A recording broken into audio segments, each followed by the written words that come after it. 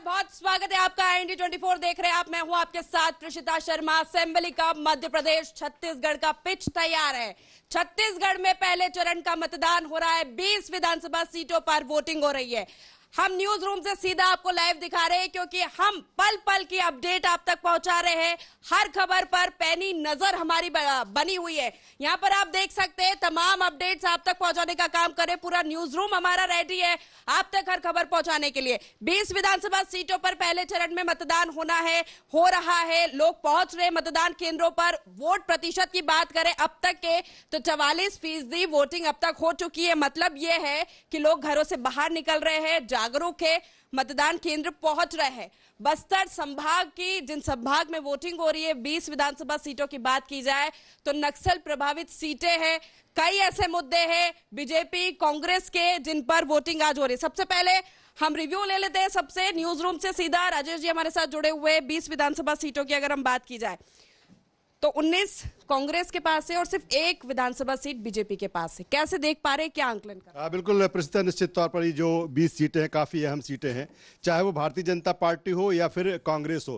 कांग्रेस ने एक बेहतर गेन किया था 2018 की अगर हम बात करें तो इन 20 सीटों में 17 सीटें उसने जीती थी, 2 सीटें भारतीय जनता पार्टी को मिली थी और 1 सीट जोगी कांग्रेस को मिली थी। लेकिन फिर बाई इलेक्शन हुआ तो बाई इलेक्शन में जो वर्तमान स्थिति है, 20 सीटों में 19 सीटें कांग्रेस के पास में और सिर्फ मात्र 1 सीट भारतीय जनता पार्टी के पास में है। और यही कारण है कि भारतीय जनता पार्टी के लिए काफी चैलेंजिंग है। ये वो एरिया है प्रसिद्ध खास तौर पर जो नक्सल प्रभावित है। ओबीसी को लेकर बहुत चर्चा हुई, आदिवासी को लेकर बहुत चर्चा होती है इस क्षेत्र को लेकर। तो ये अहम वोटर है, यहाँ पर आदिवासी अहम फैक्टर है। और आदिवासियों के लिए हमने देखा कि किस तरह से राजनीति हुई, किस तरह से सियासत हुई। और खासतौर पर अगर ओबीसी की भी बात करें तो ओबीसी के आरक्षण को लेकर लंबे समय से यहाँ पर राजनीतिक चर्चा रही है। अभी तक का वोटिंग परसेंटेज अगर देखा जाए प्रसिद्धा, तो तकरीबन मुझे लगता है कि 10 ऐसी सीटें हैं जिसमें सुबह 7 बजे से लेकर और 3 बजे तक वोटिंग होना थी, जो बिल्कुल नक्सल प्रभावित हैं। और 10 सीटें जो थी वो थी 8 बजे से लेकर 5 बजे तक। 3 बजे का समय लगभग निकट आ रहा है। और जो वोटिंग परसेंटेज मुझे लगता है 45 से 46% या थोड़ा और ट्रेंड बदला होगा तो 50% के आसपास। अगर 2018 की बात करें तो 77% वोटिंग यहाँ पर हुई। उस हिसाब से मुझे कुछ वोटिंग जो परसेंटेज है उसका ट्रेंड कम नजर आ रहा है। जी बिल्कुल, वोट परसेंट जो बहुत मायने रखते हैं कोई भी राजनीतिक दल हो उनके लिए, क्योंकि अगर वोट परसेंट घटता बढ़ता है तो ये आंकलन करना आसान हो जाता है कि इसका फायदा बीजेपी को कौन से दल को हो रहा है। मुझे लगता है प्रसिद्ध एक अहम फैक्टर ये भी रहा है कि ठीक है, बीजेपी कांग्रेस या अन्य दलों ने पूरी ताकत इस बार के इलेक्शन में लगाई है 2023 के। लेकिन सबसे बड़ी बात जो छत्तीसगढ़ में देखने को मिली या फिर इन 20 सीटों पर देखने को मिली, वोटर साइलेंट है। वोटर क्या चाहता है? विकास की बात भूपेश सरकार कर रही है, तमाम सारे कांग्रेस के लीडर कर रहे हैं। दूसरी तरफ भारतीय जनता पार्टी की बात करें तो डबल इंजन की बात कर रहे हैं। अभी छत्तीसगढ़ में उसका इंजन नहीं है, वो इंजन लगाने के लिए बरकरार है। तो ऐसे में जो साइलेंट वोटर है वो बहुत बड़ा अहम एक फैक्टर होगा कि आखिर वोटर क्या चाहता है, मतदाता क्या चाहता है। क्या भूपेश बघेल का उसको विकास पसंद आया या वो चाहता है कि नहीं डबल इंजन की सरकार होना चाहिए इसलिए छत्तीसगढ़ का और विकास होगा। मुझे लगता है कि ये सबसे अहम फैक्टर है कि वोटर आखिर क्यों नहीं बोला। और जिस तरह से हम कह रहे हैं कि अभी वोट परसेंटेज कम है, क्या ये उसी वजह से है? तो वोट परसेंट अभी कम है, लेकिन जिस तरह से साइलेंट वोटर की राजेश जी ने बात की, लेकिन मुद्दे की अगर बात की जाए तो मुद्दे वही है, शिक्षा, सड़क, जो मूलभूत सुविधाएं होती है लोगों की या मूलभूत समस्याएं होती है। और जिन सीटों पर मतदान हो रहा है वो सुदूर वनांचल क्षेत्र है, नक्सल प्रभावित, हाईली इफेक्टिवली नक्सलाइट एरियाज है जिन पर मतदान हो रहा है। तो उन सीटों पर ये जानना स्थिति बहुत जरूरी हो जाती थी कि आपका मतदाता कितना जागरूक है। कमलेश जी, निश्चित तौर पर अगर बस्तर की बात करें कि पूरे छत्तीसगढ़ की बात करें प्रसिद्ध, तो मतदाता वहाँ का जागरूक है और मतदान प्रतिशत ये बताता है। हम पिछले चुनाव देखें अगर 20 सीटों का तो औसतन 70% से ज़्यादा वोटिंग हुई है। तो हम ये नहीं कह सकते कि मतदाता वहाँ का जागरूक नहीं है। एक चीज़ जरूर है कि वहाँ पर कभी बुलेट हावी हो जाती थी बैलेट पर। नक्सल प्रभावित इलाका है, नक्सली आतंक फैलाते हैं। अभी हाल ही में उन्होंने फरमान जारी किया था कि अगर मतदान किया ग्रामीणों ने तो उसका अंजाम भोगना पड़ेगा। आपने देखा होगा कई भाजपा नेताओं की हत्या हुई। हाल ही में 3 दिन पहले बड़े भाजपा नेता की हत्या कर दी गई। तो नक्सलियों ने पूरी कोशिश की, आज सुबह से ही उपद्रव करने की कोशिश कर रहे थे, लेकिन चुनाव आयोग ने पुख्ता इंतजाम कर रखे थे। नक्सल प्रभावित सीटों पर 80,000 से ज़्यादा जवान तैनात थे, ड्रोन से निगरानी की जा रही थी। और हम कह सकते हैं कि जो नक्सलियों की धमकी नहीं चल पाई है। अभी पूरा वोटिंग परसेंटेज नहीं आया है, लेकिन हम नहीं कह सकते कि वोटिंग परसेंट निराशाजनक है। बात अगर मुद्दों की करें तो वही मुद्दे जो पूरे छत्तीसगढ़ में हैं, लगभग इन 20 सीटों पर भी हैं। एक तरफ भूपेश का मॉडल है, जो सुशासन और विकास का, जो भूपेश पर भरोसा है, उनका ध्येय वाक्य, जो उन्होंने योजनाएं बनाई, खासकर ग्रामीण विकास की योजनाएं बनाई, नरवा गरवा निरुआ बारी का, स्थानीय संसाधनों से विकास का जो उनका मॉडल था, पूरे देश भर में उसकी चर्चा होती है। उनके सामने वो एक भूपेश मॉडल है। वहीं भारतीय जनता पार्टी उनको करप्शन पर घेर रही है। आपने देखा होगा कि ईडी की टीमें लगातार छापा डाल रही हैं। कांग्रेस के नेता पीएम मोदी हों, अमित शाह हों, जो भी ये कहा जा रहा है कि छत्तीसगढ़ को कांग्रेस का एटीएम बना दिया गया है। कोयला घोटाला हुआ, तमाम आईएएस, फिर नौकरशाह और राजनेता जेल गए और सीधे सीधे निशाने पर भूपेश बघेल रहे। भूपेश बघेल इस पर पलटवार कर रहे हैं। उनका ये कहना है कि ये उनकी छवि को बिगाड़ने की कोशिश की जा रही है। बीजेपी हताशा में कदम उठा रही है। आज तो उन्होंने यहाँ तक कहा कि किस पर छापा पड़ जाए भरोसा नहीं। आपने देखा होगा महादेव ऐप के मामले में 2 दिन पहले भूपेश बघेल का भी नाम जुड़ा उसमें, और आशंका व्यक्त की जा रही है कि चुनाव के पहले कोई बड़ी कार्रवाई ईडी कर सकती है। कांग्रेस इस पर पलटवार कर रही है, वहीं बीजेपी भ्रष्टाचार की खान छत्तीसगढ़ को बता रही है। इन तमाम मुद्दों के बीच अगर हम मैनिफेस्टो की बात करें, चुनावी मुद्दों की बात करें, मैनिफेस्टो दोनों पार्टियों का लगभग एक जैसा है, चाहे धान खरीदी का मामला हो या कि शिक्षा का मामला अधिकांश। लेकिन कांग्रेस ने कुछ मास्टर स्ट्रोक चले हैं। एक तो सबसे बड़ा मास्टर स्ट्रोक है उनका जातिगत जनगणना का। कांग्रेस ने कहा है कि अगर सरकार बनी तो जातिगत जनगणना करवाएंगे। ओपीएस का वादा कर रखा है। कर्ज माफी बड़ा मुद्दा है। पिछली बार भी सरकार बनी, छत्तीसगढ़ ही नहीं मध्य प्रदेश में भी, उसमें कर्ज माफी का बड़ा योगदान था। इस बार भी भूपेश बघेल ने कर्ज माफी के लिए कहा है। अब देखना यह है कि वोटरों को इन मुद्दों के माध्यम से कौन कितना लुभा पाता है। जोर दोनों पार्टियों का है, एक बड़ा सीटों का अंतर है, पहाड़ जैसा अंतर है। भारतीय जनता पार्टी के सामने बड़ी चुनौती है, इसलिए वो एक नया फार्मूला दे रही है, डबल इंजन की रेल का। उनका ये कहना है कि मोदी सरकार के काम गिनाए जा रहे हैं। कहा जा रहा है कि अगर जब केंद्र और राज्य में दोनों की एक सरकार रहती है तो विकास तेजी से होता है। उदाहरण दिया जा रहा है कि छत्तीसगढ़ में कांग्रेस की सरकार है, इसलिए केंद्रीय योजनाओं का लाभ नहीं मिल पा रहा। बड़ी तादाद में पीएम आवास वापस कर दिए गए। दोनों दल पूरा जोश। अगर प्रधानमंत्री या केंद्रीय नेतृत्व की बात की जाए, बीजेपी के तो लगातार चुनावी मैदान में है और जनसभा में प्रधानमंत्री इनविटेशन का है, न्योता देके जा रहे हैं शपथ ग्रहण समारोह। इसको इस तरह से समझ सकते हैं कि मनोबल बढ़ाने जैसी बात होती है। मैंने कहा ना कि बहुत बड़ा अंतर है छत्तीसगढ़ में, और अमूमन ये होता है कि जो वोटर है, तटस्थ वोटर रहता है, वो देखता है कि सरकार किसकी बन रही है, हमारे वोट कहीं बेकार तो नहीं जा रहे हैं। छत्तीसगढ़ में इतना बड़ा अंतर है। मोदी जोश भर रहे हैं। उन्होंने आमंत्रण दे दिया कि मैं आपको आमंत्रण देता हूँ शपथ ग्रहण का। और दरअसल ये जो 2023 का चुनाव है, चाहे मध्य प्रदेश का हो, छत्तीसगढ़ का, ये सिर्फ राज्यों का चुनाव नहीं है, एक तरह से रिहर्सल है, लिटमस टेस्ट है 2024 के चुनाव का। पूरा फोकस आपने देखा होगा कि इसके पहले जितने भी विधानसभा चुनाव हुए हैं, प्रधानमंत्री हो या केंद्रीय नेता, चाहे कांग्रेस के हो या बीजेपी के, इतना जोर कभी नहीं लगता था। लेकिन इस बार ये पूरी तैयारी है। अगर छत्तीसगढ़ और मध्य प्रदेश, राजस्थान की बात करें तो एक दो राजस्थान तो उनके हाथ से निकल चुका है, लेकिन छत्तीसगढ़ और मध्य प्रदेश ही पूरे देश में, खासकर बड़े राज्यों में भाजपा के पास बचे हैं। अगर भाजपा छत्तीसगढ़ खोती है तो उसके लिए एक बड़ा झटका होगा। इसलिए पीएम मोदी पूरा जोर लगा रहे हैं। उत्साह भरने की कोशिश है जो पीएम मोदी ने कहा कि हम शपथ ग्रहण कर निमंत्रण देते हैं। बिल्कुल। अगर बस्तर संभाग की बात की जाए, 12 सीटें कांग्रेस के हाथ में हैं, हाईली नक्सलाइट इफेक्टिव ये एरियाज है। ऐसा क्या जादू चला कि एक तरफा एक पक्ष? कांग्रेस को एक तरफा जीत मिली। एक तो नक्सल प्रभावित क्षेत्रों पे एक बड़ा आरोप भी आपने देखा होगा कि लगातार भारतीय जनता पार्टी आरोप लगा रही है कि जो नक्सलियों की सहानुभूति है वो कांग्रेस के साथ रहती है। कहा जा रहा है कि जब रमन सिंह की सरकार रही 15 साल तक तो नक्सल ऑपरेशन तेज रहा। हालांकि कांग्रेस तो बड़े गंभीर आरोप लगाती है। उसका ये कहना है कि भाजपा ने नक्सलियों के दम पर राज किया। जो आपने देखा होगा झीरम कांड हुआ, सीधे सीधे आरोप लगाए गए, मामला कोर्ट में है, लंबे दौर आरोप प्रत्यारोप का दौर चला। आदिवासी मूलतः कांग्रेस का वोटर हुआ करता है, चाहे मध्य प्रदेश की बात हो या छत्तीसगढ़ की। और कहीं ना कहीं हम इस बात को भी नहीं नकार सकते कि वहाँ पर नक्सलियों का जोर भी चलता था, उनकी बातें मानी जाती थी। तो बस्तर के अगर चुनावी नाम देखें, चुनावी समीकरण की बात करें तो सीधे तौर पर नहीं कह सकते कि आखिर क्या वजह, लेकिन जो मूल वोटर आदिवासी कांग्रेस के साथ रहा वो एकजुट दिखा पिछली बार भी, और इस बार क्या होता है देखने लायक होगा। बिल्कुल, इस बार क्या होगा देखने लायक होगा। लेकिन 223 उम्मीदवारों के भाग्य का फैसला आज मतपेटी में कैद हो जाएगा। सुमित जी हमारे साथ यहाँ पर मौजूद है, हर खबर पर पैनी नजर बनाए हुए हैं। वर्ल्ड कप चल रहा है, इधर असेंबली कप है 5 राज्यों में, पहले चरण का मतदान छत्तीसगढ़ में, क्या देखिए, जब भी छत्तीसगढ़ की बात होगी, नक्सल प्रभावित क्षेत्रों की बात होगी, तो बात सबसे ज्यादा जिम्मेदारी बढ़ जाती है चुनाव आयोग की, प्रशासन की, और वहां जो भी अधिकारी तैनात होते हैं उनकी। हमें अभी जो आंकड़ा 1 बजे तक का आया है वो वोटिंग परसेंट में चौंकाता है बीजापुर का, क्योंकि बीजापुर में केवल अभी तक 20% मतदान हुआ है। जो 2018 की बात करेंगे हम तो 2018 में 47% हुआ था, उसके पहले करीब 45% हुआ था, जो लगातार बढ़ रहा था। लेकिन इस बार हम देख रहे हैं तो अभी मतदान परसेंट जो है केवल 20% आ रहा है।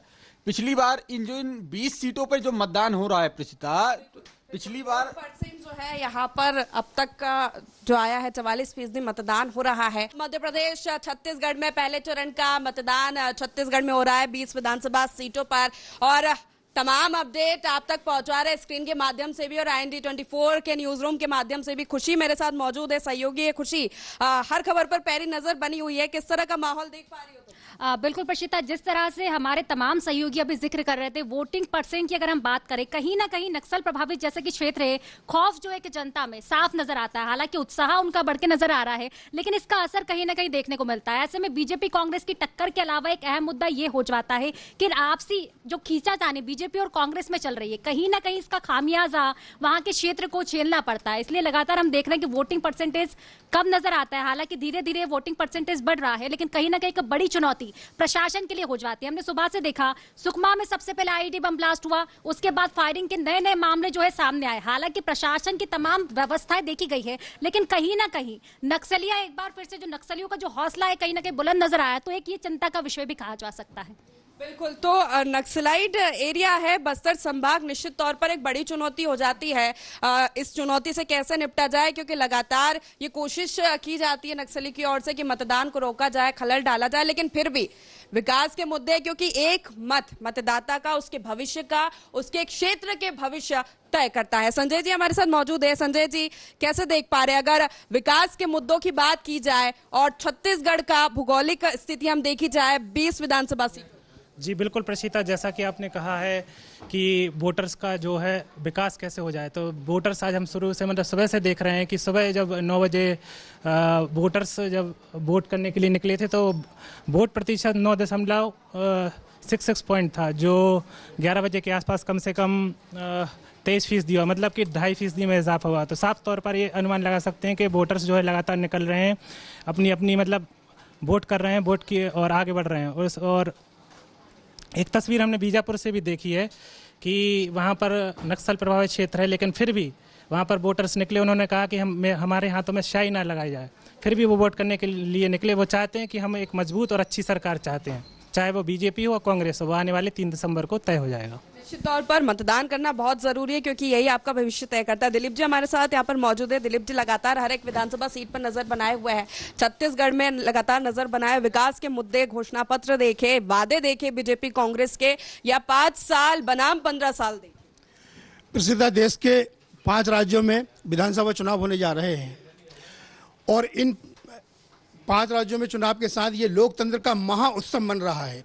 लोकतंत्र के महाउत्सव में पहला चरण बस्तर संभाग की 20 सीटों पर हो रहा है। निश्चित रूप से हम ये मानेंगे कि छत्तीसगढ़ में कांग्रेस और भाजपा के बीच ही कड़ा मुकाबला होता रहा है। जब पहले मध्य प्रदेश में छत्तीसगढ़ था, यानी अविभाजित मध्य प्रदेश था, तब भी ये देखा जाता था कि आदिवासी वर्ग जो है, आदिवासी समुदाय, वो कांग्रेस के साथ रहता था और बढ़त कांग्रेस को मिलती थी। अब चूंकि मध्य प्रदेश छत्तीसगढ़ अलग हो गया है, तो इसके चलते अब ये माना जाएगा कि आदिवासी समुदाय और किसान वर्ग, चूंकि छत्तीसगढ़ धान का कटोरा माना जाता है, और धान को लेकर कई बार केंद्र सरकार और राज्य सरकार के बीच में तनातनी चलती आई है। राज्य सरकार ने यहाँ धान के किसानों को राहत दी है, तो ये भी इस चुनाव में मायने रखेंगी। हम ये आगे चल के देखेंगे कि किसानों और आपके आदिवासी समुदाय का कितना क्या इसमें महत्व रहता है। फिलहाल बहुत ही कड़ा मुकाबला है भाजपा कांग्रेस के बीच। अब देखना यह है कि 3 दिसंबर को किसकी दिवाली बनती है और किसका दिवाला निकलता है। बिल्कुल, 3 दिसंबर को किसकी दिवाली बनती है तो देखने वाली बात होगी। लेकिन जिस तरह से यहाँ पर बात की जा रही छत्तीसगढ़ की धान का कटोरा या तेंदुपत्ता की बात की जाए तो हरा सोना छत्तीसगढ़ का कहा जाता है। उदय मेरे साथ मौजूद है। उदय, कैसे देखते हो तुम विकास के मुद्दे, घोषणा पत्र, क्योंकि अगर छत्तीसगढ़ की बात की जाए तो किसान बाहुल्य, कृषि, आर्थिक सहारा है प्रशिता, अगर बात करें तो IND 24 पर हम पल पल की अपडेट देते हुए नजर आ रहे हैं। ये हमें टेलीविजन स्क्रीन, आप टीवी पर देख सकते हैं, लैपटॉप पर, डेस्कटॉप पर, कि किस तरह हम इस पर पूरे आंकड़े आपको दिखा रहे हैं। पल पल के आंकड़े हमारी साइट है IND 24 की। अगर बात करें हाई प्रोफाइल सीट की तो काफ़ी कुछ हाई प्रोफाइल सीट हैं, और सबसे महत्वपूर्ण सीट प्रशिता मैं आपको बताऊंगा कि कुछ ऐसी सीटें हैं जहां पर चुनावी मुकाबला बेहद दिलचस्प था। यानी कि आंकड़ों की बात करें तो सबसे ज़्यादा महत्वपूर्ण सीट खैरागढ़ हो जाती, क्योंकि पिछले चुनाव में जीत का अंतर सिर्फ 870 वोट था, यानी कि 870 के वोट से देवव्रत सिंह जो थे वो विजेता रहे थे। इसके अलावा अगर सेकंड सीट की बात की जाए तो नारायणपुर है, यहाँ पर 1796 के वोट से अंतर से जीते थे यहाँ पर 2018 की बात, तो एक काफी महत्वपूर्ण सीट ये भी है। इसके अलावा तीसरी महत्वपूर्ण सीट की बात की जाए तो कोंटा है, क्योंकि यहाँ से कवासी लखमा है और स्वयं मुका है। और पिछले 2018 के चुनाव की बात की जाए तो 6709 वोटों से यहाँ सिर्फ इतना कम मार्जिन से जो जीत का अंतर था। ऐसे में कुछ सीटें ऐसी हैं छत्तीसगढ़ की जिन पर कांटे की टक्कर देखने को मिलेगी। हालांकि अगर बात करें तो इस बार कई मुद्दे ऐसे थे, चाहे वो ईडी हो, विकास हो, तो 5 साल बनाम 15 साल के विकास को लेकर भी जनता कहीं ना कहीं वोट को देखते हुए और कार्य को देखते हुए वोट करेगी। प्रशिता, बिल्कुल, कई सीटें हाई प्रोफाइल है, कई सीटों पर काफी क्लोज मुकाबला रहा है। प्रियंका हमारे साथ मौजूद है। प्रियंका, किस तरह से आंकलन कर पा रही? जी, मैं देख पा रही हूँ कि अभी पहले जो वोटिंग थी शुरुआत में सुबह सुबह काफ़ी कम हुई थी, लेकिन जैसे दिन बढ़ा और दोपहर तक इसकी वोटिंग में काफ़ी ज़्यादा हाई मतलब बड़ी वोटिंग बढ़ी। और जैसे पार्टियों का देखें तो दोनों पार्टियों ने काफ़ी प्रचार किया है, और केंद्रीय नेतृत्व है बीजेपी का, उसने काफ़ी प्रचार किया है। और जो भूपेश बघेल हैं, कांग्रेस की सरकार है, उन्होंने भी भेंट मुलाकात कार्यक्रम किया, जिसका काफ़ी ज़्यादा जनता पे इफेक्ट पड़ा है। अब 3 दिसंबर को देखेंगे कि कौन जनता किसकी सरकार बनाती है। बिल्कुल, भेंट मुलाकात कार्यक्रम की बात की तो माना जाता है कि कांग्रेस ने सीधा जनता से जुड़ने की कोशिश की है, भूपेश बघेल ने सीधा जनता से जुड़ने की कोशिश की है। रोहित जी, पिछला देखिए सुबह से विधानसभा 20 सीटों मतदान हो रहा है, और कुछ दिग्गजों भी चुनाव में हैं, जैसे कि देखिए दीपक बैज, मोहम्मद अकबर, पूर्व सीएम रमन सिंह। अगर नक्सल प्रभावित इलाकों की बात करें, वहाँ भी लोग बढ़ चढ़कर हिस्सा ले रहे हैं। कुछ झुटपुट घटनाएं भी हुई, लेकिन लोगों को उसका कम नहीं हुआ। लोग वोट डालने जा रहे हैं, घर से निकल रहे हैं, और वोटिंग प्रतिशत भी धीरे धीरे बढ़ता जा रहा है। तो आप देख सकते हैं कि वोट प्रतिशत यहाँ पर लगातार बढ़ता जा रहा है। लगातार अपडेट आप तक पहुंचा रहे हैं। छत्तीसगढ़ में पहले चरण का मतदान हो रहा है 20 विधानसभा सीटों पर, और मेरे साथ सुनील जी मौजूद है, हर खबर पर पैनी नजर बनाए हुए रहते हैं हर विधानसभा सीटों पर। कैसे देख पा रहे हैं आप? छत्तीसगढ़ का जो पहले चरण का चुनाव है वो सबसे पहले तो ये साबित करता है कि वहाँ पर 2 चरणों चुनाव होने की नौबत क्यों आती है। भाई एमपी का सबसे बड़ा क्षेत्र है, यहाँ 230 विधानसभा सीटें हैं, यहाँ चुनाव पहले चरण में है, लेकिन छत्तीसगढ़ में 2 चरणों में क्यों हो रहा है? मतलब मुख्य समस्या वहाँ की नक्सलवाद है। तो जिसको अभी 6वीं विधानसभा के लिए हम जा रहे हैं, जिसको अभी तक किसी भी सरकार आई, किसी भी सरकार ने उसको खत्म नहीं किया। जब तक आप ये नक्सलाइट का ये मुद्दा है उसको खत्म नहीं करेंगे, तब तक आप कितने भी वादे कर लें, कितनी भी योजनाएं गिना लें, और कोई भी केंद्र तो नेतृत्व आके वहाँ प्रचार प्रसार कर ले, तब तक आप उसका कुछ नहीं कर सकते। इसलिए आपको जो भी सरकार आती है या जिसकी भी सरकार बनती है, सबसे पहले मुद्दा होना चाहिए कि वहाँ का नक्सल है उसको खत्म करे, या फिर उसको बैठ के चर्चा करे। तो नक्सलवाद का मुद्दा निश्चित तौर पर बहुत महत्वपूर्ण है, और वादे तो दोनों ही दल करते हैं नक्सलवाद को खत्म करने के, लेकिन उस पर अमल कितना कर पाते हैं ये जानना भी बहुत जरूरी हो जाता है। देखिए प्रसाद जी, जो इस बार का चुनाव है बहुत ही धमाकेदार है, क्योंकि दोनों ही पार्टियों ने, बीजेपी और कांग्रेस, दोनों ही पार्टियों ने अपनी जो घोषणाओं का जो पिटारा है वो खोल दिया है। लेकिन कहीं ना कहीं पिछली बार जो कांग्रेस आई थी तो वो अपने कई वादों में खरी उतरी है। जैसे कि छत्तीसगढ़ बहुत पिछड़ा राज्य है, देखा जाए आदिवासी राज्य है, तो वहाँ पे आत्मानंद जैसे अपडेट स्कूल, और कहीं ना कहीं कांग्रेस सरकार के आने के बाद नक्सलियों का जो ग्राफ है वो भी थोड़ा कम हुआ है। तो कांग्रेस हावी है एक प्रकार से देखा जाए तो। मैं किसी पार्टी के लिए पर्टिकुलर नहीं बोल रहा हूं, लेकिन कांग्रेस हावी है सीएम भूपेश को फेस को लेके। कांग्रेस की योजनाएं जो है वो लोगों तक पहुंच रही है, लेकिन कितना उसके पक्ष में मतदान होगा इस साल? देखिए प्रशिता, जिस तरह से हम जानते हैं विधानसभा चुनाव कई मायनों में ये काफी सारे दूसरे प्रदेशों के विधानसभा चुनाव से अलग है। जिस तरह से देखा जा सकता है कि इस विधानसभा चुनाव में लोकतंत्र की जिस तरह से पार्टियां हैं वो अपना काम कर रही हैं, जो सियासी दल हैं उनकी अपनी भूमिका है, मीडिया की अपनी भूमिका है, और जो मतदान करता है यानी कि जो मतदाता है, मैं समझता हूं उनका सबसे ज्यादा अहम रोल इस विधानसभा चुनाव में होता है, हर चुनाव में होता है। लेकिन मैं समझता हूं जिस तरह से विधानसभा चुनाव जो दंतेवाड़ा और जिन क्षेत्रों में करवाया जा रहा है वो नक्सल प्रभावित क्षेत्र हैं, और उसके बावजूद भी जिस तरह से हम सुबह से देख रहे हैं लंबी लंबी कतारें वहां पर लगी हुई हैं। और ऐसा भी नहीं नक्सली सिर्फ नाम को सक्रिय हो, आज भी हादसा हुआ, कुछ वक्त पहले भी आईडी बम ब्लास्ट किया गया था, और उसके बाद भी लगातार जिस स्तर से मतदाता वहां पहुंच रहे हैं और मतदान हो रहा है, तो कहीं ना कहीं लोकतंत्र का महापर्व क्या होता है ये देखना है तो इन 20 सीटों को देखना चाहिए। लोकतंत्र का महापर्व और बढ़ चढ़कर लोग हिस्सा भी ले रहे हैं। जी पिशिता, पहली बात तो मैं ये बताऊं कि आज का जो मतदान हो रहा है वो खास है, क्योंकि ये जो सीट हैं 20 सीट हैं उनमें अधिकतर नक्सलवादी सीटें हैं। दैट्स मीन उनमें ज़्यादा मतलब नक्सल से प्रभावित हैं, नक्सलियों द्वारा धमकाया जा रहा है, आईडी ब्लास्ट किया जा रहा है, बीजेपी नेता रतन दुबे की हत्या कर दी गई, लोगों में डर बनाया जा रहा है, उसके बावजूद लोग हिम्मत नहीं आ रहे हैं, मतदान कर रहे हैं, आगे आ रहे हैं। तो लोगों से यही अपील नेताओं ने भी की है, सीएम भूपेश बघेल, पीएम मोदी, की भाई आगे आएँ, मतदान करें और अपनी सरकार चुनें। जब तक आप मतदान नहीं करेंगे तब तक आप अपनी अच्छी सरकार नहीं चुन सकते हैं। बाकी आप 3 दिसंबर को रिजल्ट देख सकते हैं और बीजेपी कांग्रेस पूरी कोशिश कर रहे हैं इलेक्शन को लेकर। अब 3 दिसंबर को फैसला होगा। बिल्कुल, चलिए तो बिल्कुल पहले चरण का मतदान यहाँ पर 20 विधानसभा सीटों पर हो रहा है। लोग बढ़ चढ़कर हिस्सा कर रहे, वोट प्रतिशत भी लगातार अपडेट हो रहे, 44% अब तक वोट परसेंट हो चुका है। अभी समय है, लोगों से यही अपील करेंगे IND24 की घर से बाहर निकले, अपना मत का प्रयोग करें, क्योंकि ये तय करेगा आपका भविष्य, आपके एक क्षेत्र का भविष्य। तो असेंबली कप की महाकवरेज लगातार अपडेट्स आप तक हम पहुंचाते रहेंगे। बने रहिए IND24 के साथ। नमस्कार।